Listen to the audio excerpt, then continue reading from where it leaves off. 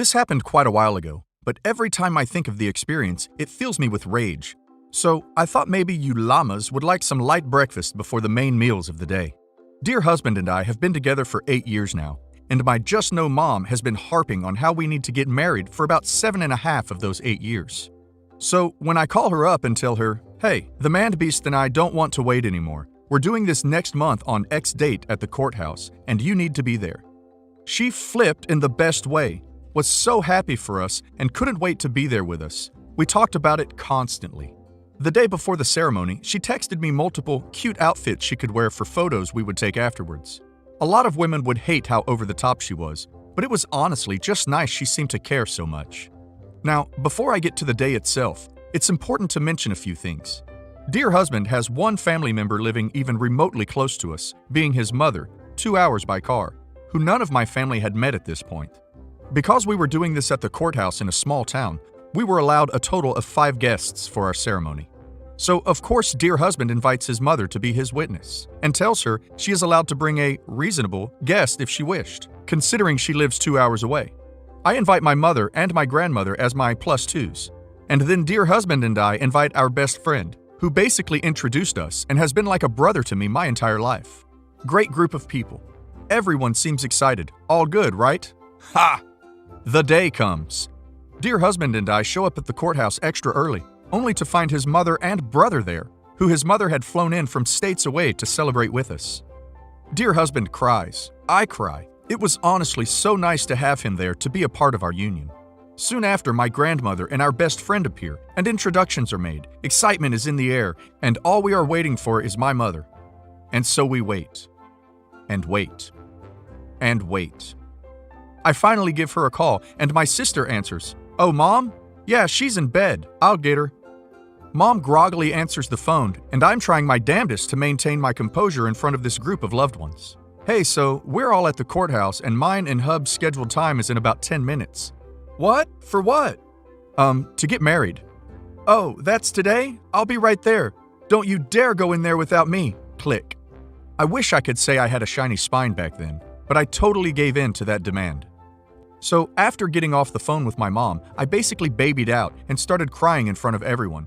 Mother-in-law and grandma console me, with grandma basically making excuses and patting my shoulder, while my awesome mother-in-law tries her hardest to get my mind off my mother and on the wedding, which should have been my focus. After waiting around for another 10 minutes, we head to the waiting area outside the magistrate's office.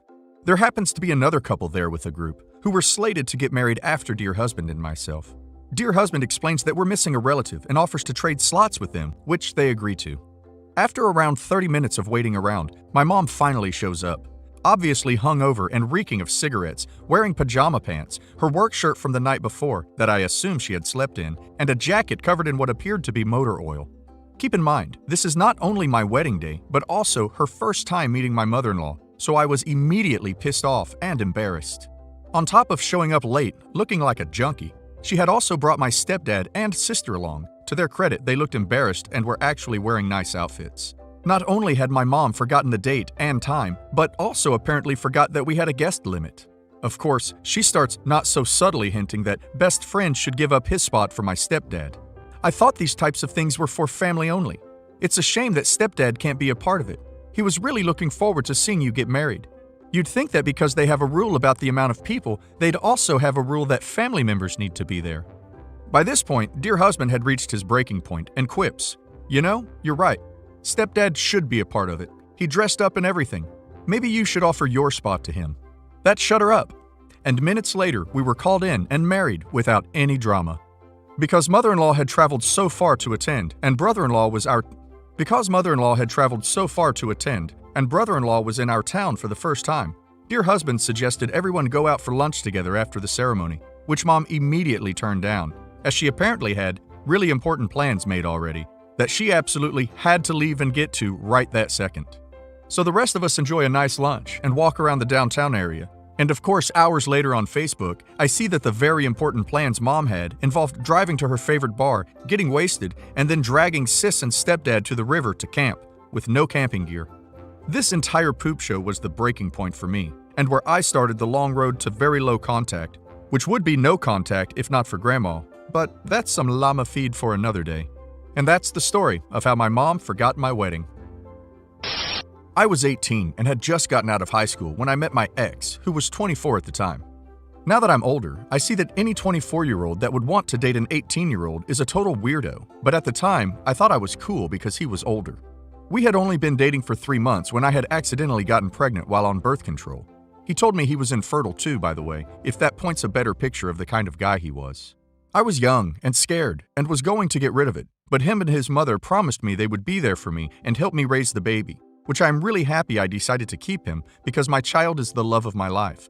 But the next 3 years of my life after this is why I have been diagnosed with PTSD and am seeing a therapist. I'm just going to tell one story today of the delivery room incident. My ex had refused to work my entire pregnancy because he needed a break. I was working and going to nursing school to pay the bills, and his mom was helping with some of the bills because of her sons needed a break so bad. He's worked his whole life and he isn't ready to get a job yet. She had been continually escalating the entire pregnancy, to the point of coming inside the house without knocking when she knew I was there alone.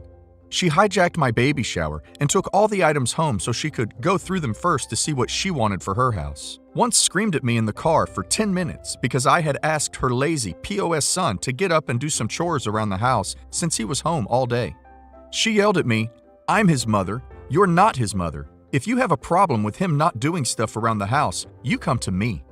One time, she randomly said, "I don't think my son would ever hit you," which she obviously knew how deranged her son was, but didn't warn me, because he did end up doing it multiple times, breaking my eye socket and several ribs and serving jail time over it. Like I said, I was a scared, isolated 18-year-old that had just had her whole life turned upside down with an unplanned pregnancy my friends and family weren't supportive of and was leaning on this lady for help. She was nice to me until it was too late to terminate the pregnancy. And then she flipped and became this evil monster who thought I was stealing her son from her. She told me that she never hugged or told her son that she loved him until he started dating me because they just didn't have an emotional relationship. Like, lady, this is your child you're talking about. Anyways, there was a lot of other stuff that happened, but flash forward to the delivery date. I was totally tired of her crap, and her son was sort of on my side, sort of not. Just kept telling me she means well. She acts like that because she wants us to stay together. It was like I was in the Twilight Zone. I had set firm rules that no one besides him and I are supposed to be at the hospital for the delivery because she was acting crazy and I didn't want her to ruin my pregnancy even more than she already had. Well, my mother accidentally lets it slip to the lunatic that I had been having contractions all day. It's about 10 p.m. and I'm talking to my ex about taking me up to the hospital because the contractions were getting closer together when psychopath shows up. Apparently, my ex had been letting her know what was going on, so she decides to invite herself over. She talks us into letting her drive us up to the hospital. I know, I was weak, young, and totally vulnerable, and had been beat down by them at this point, and make sure to hit every single pothole on the way to the hospital, while I'm in the back seat yelping in pain every time she hits one. She says, "Bumpy road, isn't it?" I know this woman. She never hits a pothole because she loves her car. My ex finally tells her, "Mom, stop. Can't you tell it's hurting her?" Anyways, we finally end up getting to the hospital and they send me home saying come back when my water breaks. My piece of crap ex falls asleep, leaving me to labor for 5 hours by myself. Finally, around 3 a.m., my water breaks and I have to drag him out of bed to get him to take me to the hospital. We get there, are getting checked in, when the front desk calls back and says we have a visitor. I look at my ex and was like, "Are you serious?" He says he didn't tell anyone we were there. His mother had been driving past our house all night to see if we had left. I'm in an extreme amount of pain at this point. I'm just trying to breathe through the contractions. He leaves me to go talk to his mom and comes back while I'm trying to get myself cleaned up in the bathroom and tells me, "Why are you acting like such a ducking sea? This is my mother's first grandchild. She just cares. Let her come back here." I'm sweating, covered in my own blood, and can barely breathe every time a contraction comes. Just to get him off my back, I tell him she can come back once I get the epidural. It took them almost an hour to get my epidural, and she's repeatedly calling back the whole time, asking when can she come, what's taking so long, blah blah blah. Finally, once the epidural is in, I call my mom and tell her what's happening while I'm crying because I just feel so violated and disrespected at this point. My mom says she's coming up and will control the yappy bee. A few other terrible things happen, like her convincing my ex to leave my side to go home and get some rest because he deserves it after all the hard work he's done, while she sits at the hospital with a group of her friends, keeping her company in the waiting room. Remember earlier in the post when I told everyone ahead of time I didn't want anyone at the hospital besides me and my ex? Flash forward to me pushing. I'm trying to rocket this kid out before my epidural wears off. The doctor shows up and looks at me and says, "I don't know why she's standing outside the door with her camera, but I told your mom she needed to go back to the waiting room because it's a safety risk." My jaw drops. I'm totally floored. I knew it wasn't my mom, it was his. I looked at him like, what the duck? He told me he had no idea. I deliver my son in a whopping 20 minutes, and during that time, she has the front desk call back 3 times to see what's taking so long.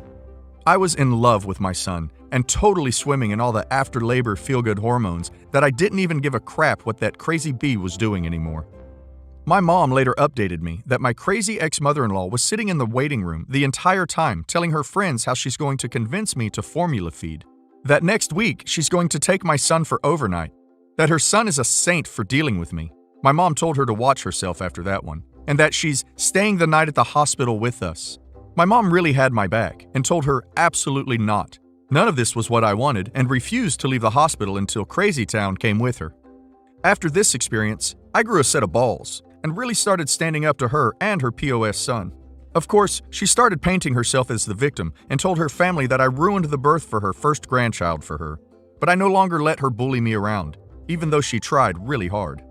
She ended up apologizing to me maybe a year later and told me how embarrassed she was that she acted like that towards me and that her plan was to break into the delivery room and take pictures of the baby because she felt it was her right, and that she was mortified that she basically almost saw my V against my will. I told her, thanks but no thanks, B. I have a lot more stories if you guys want to hear them. It's kind of therapeutic to get them out. First, let me say, I'm really writing this from a place of laughter. It's been so long since I have posted to this sub because we went no contact for a while, and now somehow she has wormed her way back in. Anyways, I am currently 9 months pregnant. Having contractions now, actually, although I'm still at home because they are minor and far apart. This is our first baby together. We told everyone who has asked about our labor plan that we aren't inviting people to the hospital during labor and delivery, except my 2 sisters, one of which will film the birth and the other will capture photos.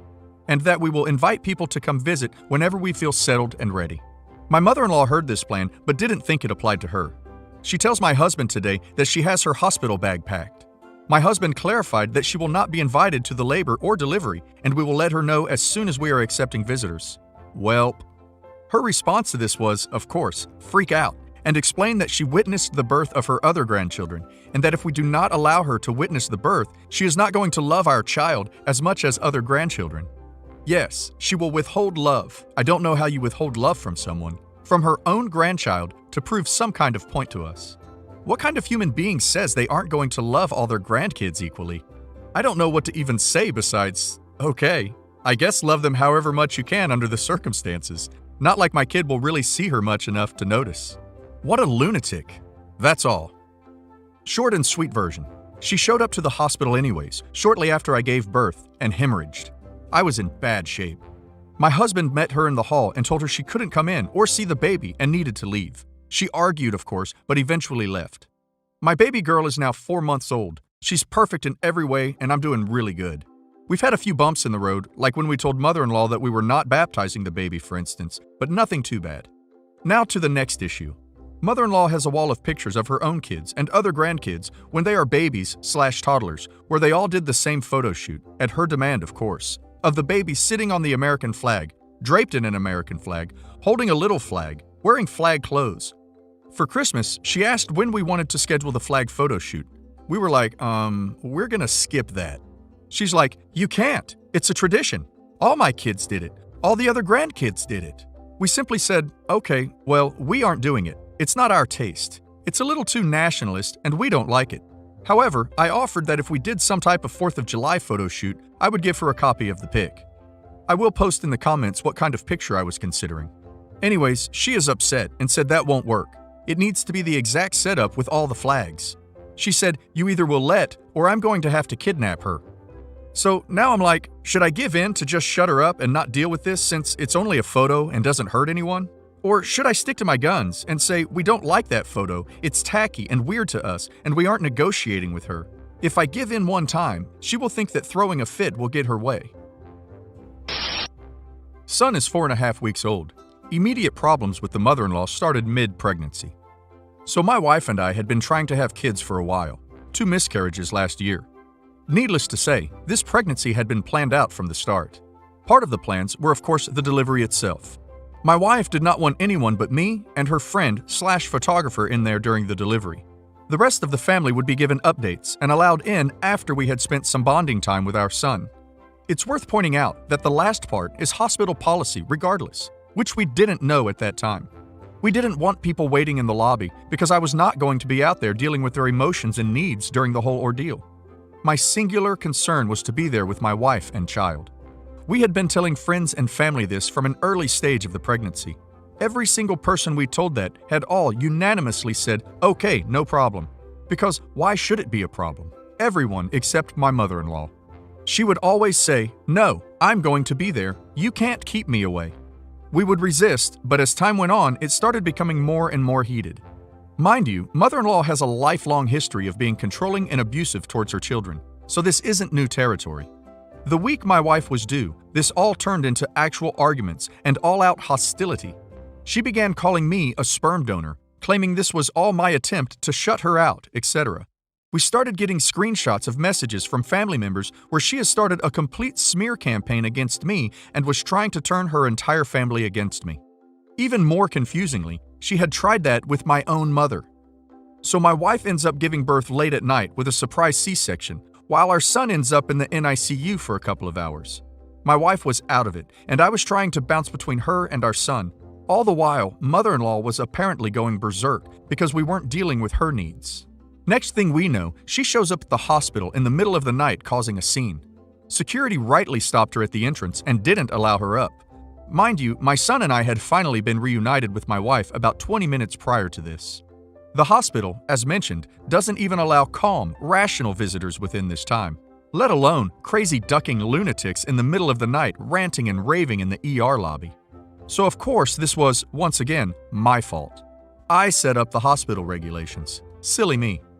Now, it's important to note that my wife had tried at every step to mitigate this disaster, even so much as trying to talk her mother down while she was in labor, telling mother-in-law to come around 8 in the morning so that she can bring her boyfriend and son. Not, come back when I finally rested from being in labor all night, just come at a reasonable time with the rest of your family. So the attacks continued.